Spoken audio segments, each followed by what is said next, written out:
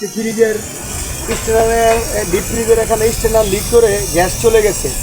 এখানে aluminium blazing দ্বারা জ্বালাই করে কীভাবে কাজটি সম্পূর্ণ করতে হয় আপনারা একটু দেখুন।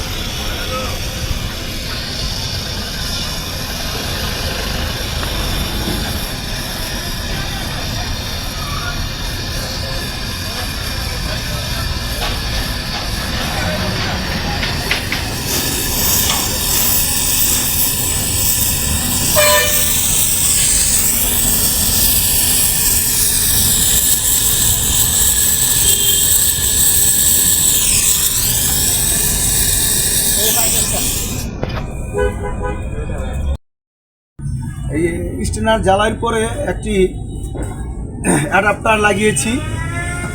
আমরা এভাবে মিস্ত্রিরা বলে নজেল, চার্জিং নজেল, আসলে এটার নাম হচ্ছে অ্যাডাপ্টার লাগিয়েছি। এখন এই ভ্যাকুম ইউনিট দিয়ে এটা ভ্যাকুম করতে হবে। ভ্যাকুম করার পরে এটাকে গ্যাস রিফিলিং করতে হবে বা গ্যাস চার্জ করতে হবে।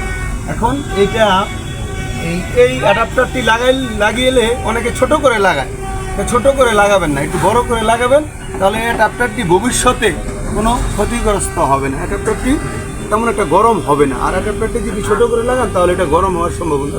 1 নাম্বার 2, এইরকম ভ্যাকুম ইউনিট দিয়ে মিনিমাম 20 হইতে 25 মিনিট ভ্যাকুম করবেন।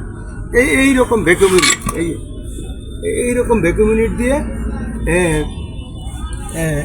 মিনিমাম 25 থেকে 30 মিনিট গ্যাস ভ্যাকুম করে এটাকে আপনি কোম্পানির যে গ্যাস লিখে দিছে, ফ্রিজে যেই গ্যাস লিখে ওই গ্যাসটাই আপনি গ্যাস চার্জ করলে এটা ওয়ার্ল্ড স্ট্যান্ডার্ড হয়। এখানে 600 অন্যান্য গ্যাস ভরবেন না। কোম্পানি স্ট্যান্ডার্ড অনুসারে কাজ করতে হলে এটা ওই যে গ্যাস দেওয়া আছে সেই গ্যাসই ব্যবহার করবেন, এখানে অন্য কোনো চিন্তাও করবেন না, তাহলে ফ্রিজটি ভালো চলবে।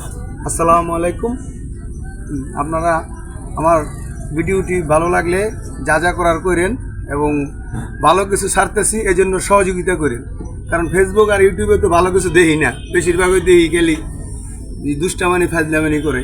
তাই ভালো কিছু দিতেছি শিক্ষণীয়, আমাকে আপনারা সহযোগিতা করেন। আসসালামু আলাইকুম।